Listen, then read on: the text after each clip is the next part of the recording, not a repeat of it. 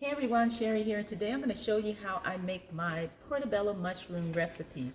I love portobello mushrooms, especially being a plant-based eater, because I use this as my meat base, and I can make pretty much any recipe with portobello.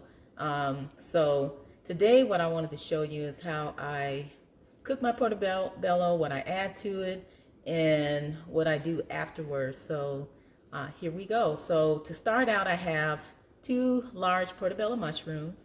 And what I do first is I clean off the top part of it, because a lot of times it'll have a lot of dirt on the top as well as the bottom. I also clean out the gills. I take a spoon, I scrape the gills out, and I pull off the stem.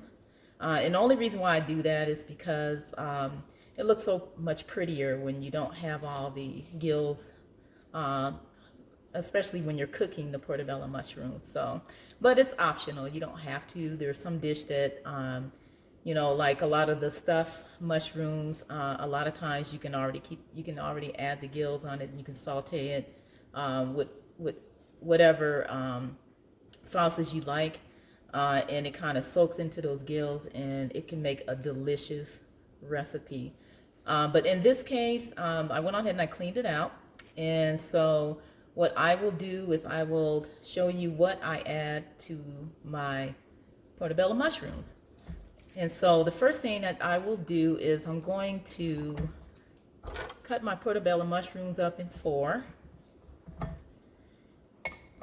Because what I want to do is slice them. And you can do it this way, or you can and I already have them cut up in 4, so I'm just going to start slicing them up. You can do it this way, or you can do it a different way, depending on how you want to prepare your portobello mushrooms. And so I'm slicing them up in my bowl here, because I'm going to cook it in the skillet. And everything I do, I try to make sure I do oil free, because it's much healthier. I love portobello mushrooms. It is a great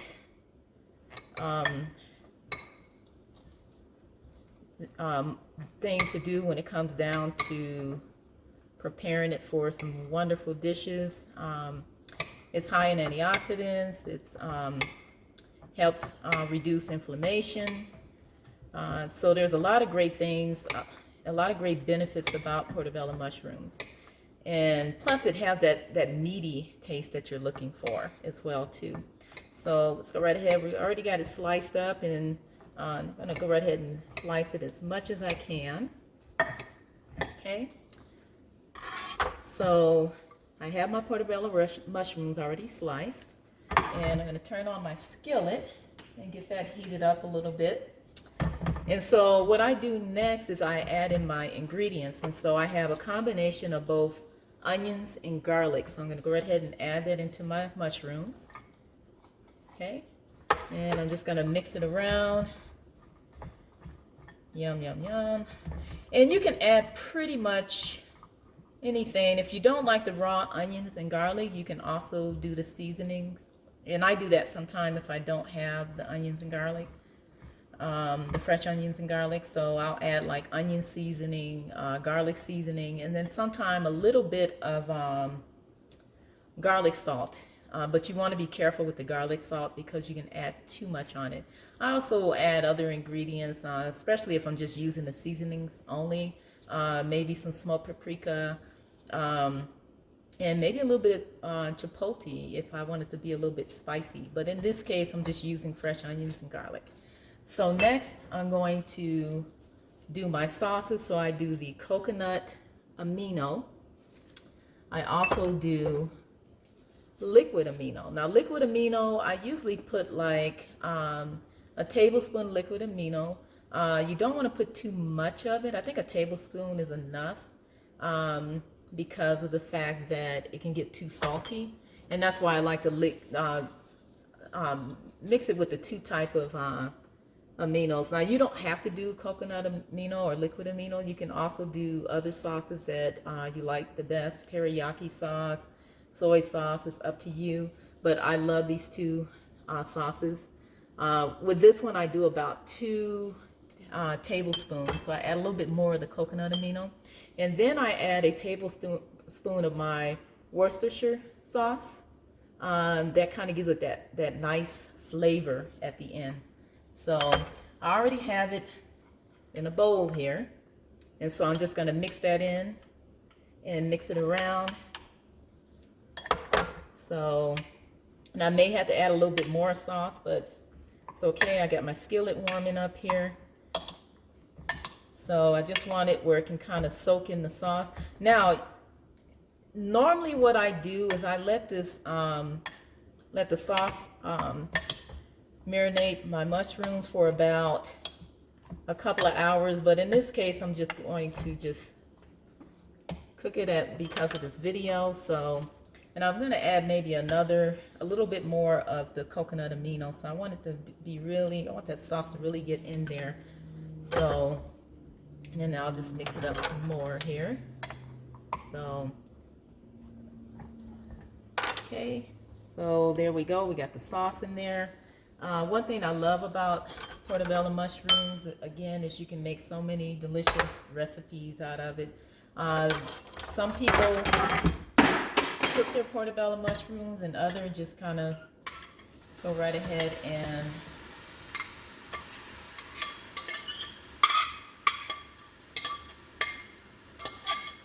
eat it raw. But I highly recommend to cook all of your mushrooms because of the fungus that's on a lot of the mushrooms, and plus it's a lot healthier. To me, a lot healthier to eat it cooked versus raw. But I've seen people make like the portobello mushroom burgers, especially for those who are plant-based. So I got my sauce cooking.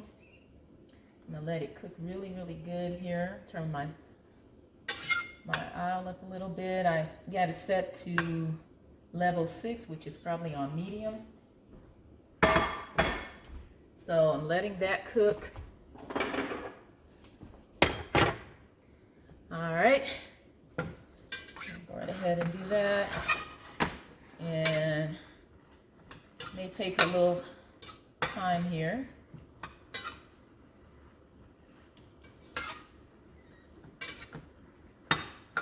So good. Why did I decide to use portobello mushrooms as my meat base? Because I like the texture of it. Again, it kind of has that strong meat base. You can cook it a little bit longer if you want it, your texture to be stronger. And again, you can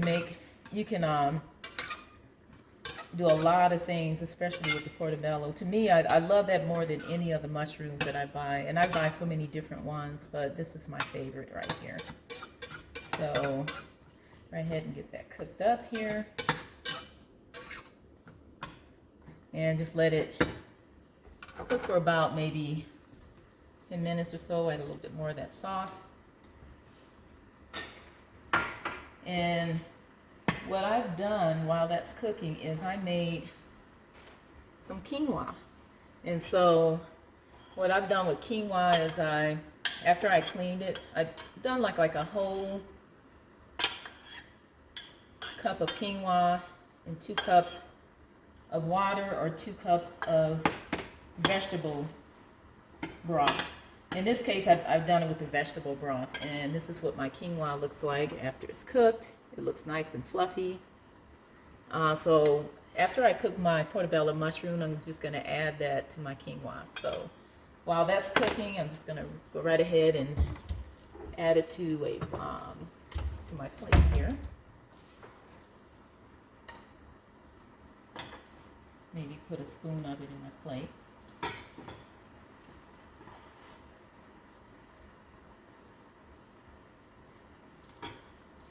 Okay, so I have my quinoa ready. So when my portobello mushrooms are done, I'm just going to add that on top. And this is what it's looking like. Ooh, I mean, it is cooking really, really good. I got the sauce in there, and it's doing really, really good. So I'm going to let it cook for maybe another couple of minutes here.